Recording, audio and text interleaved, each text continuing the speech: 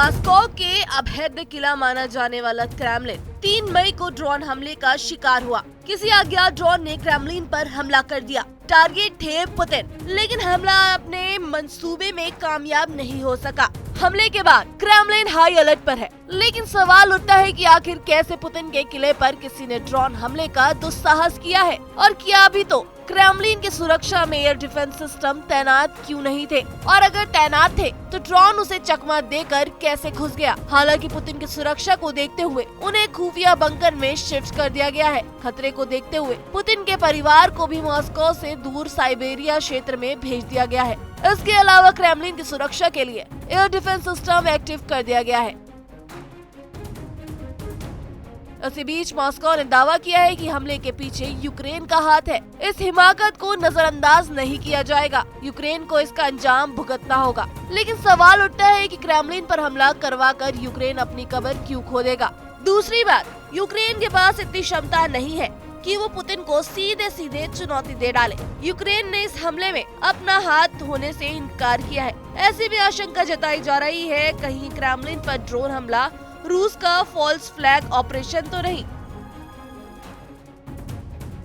यहाँ हम आपको बता दें, फॉल्स फ्लैग ऑपरेशन एक ऐसी सैन्य कार्रवाई होती है जहां एक देश चोरी छिपे जानबूझकर अपनी संपत्ति, आम लोगों या सैनिकों पर हमला करवाता है, लेकिन दुनिया के सामने ये बताता है कि हमला उसके दुश्मन ने किया है। यानी फॉल्स फ्लैग ऑपरेशन की आड़ में उसे दुश्मन देश पर हमला करने का मौका मिल जाता है। फॉल्स फ्लैग ऑपरेशन का इतिहास बहुत पुराना है। पुराने जमाने में समुद्री लुटेरे इसी ट्रिक को इस्तेमाल करते थे। वो अपने जहाजों पर मित्र देश के झंडे लगा देते थे, जिसे देखकर व्यापारी जहाज मदद या खाने पीने के सामान की आस में उनकी तरफ आ जाते थे। समुद्री लुटेरे मौका का फायदा उठाकर व्यापारी जहाजों को लूट लेते थे।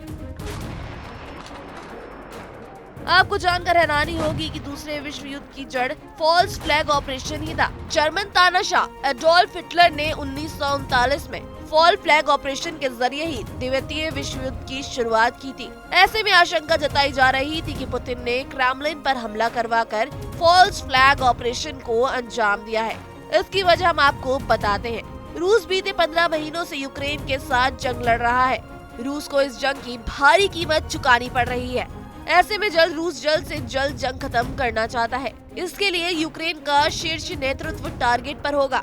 रूस दुनिया को बता सकेगा कि उसने जवाबी कार्रवाई में यूक्रेन पर हमला किया है। पश्चिमी देश ये आशंका पहले ही जता चुके हैं कि फॉल्स फ्लैग ऑपरेशन की आड़ में पुतिन यूक्रेन पर परमाणु हमला तक करवा सकते हैं। बेलारूस और काला सागर में परमाणु जखीरे को तैनाती भी यही इशारा करती है।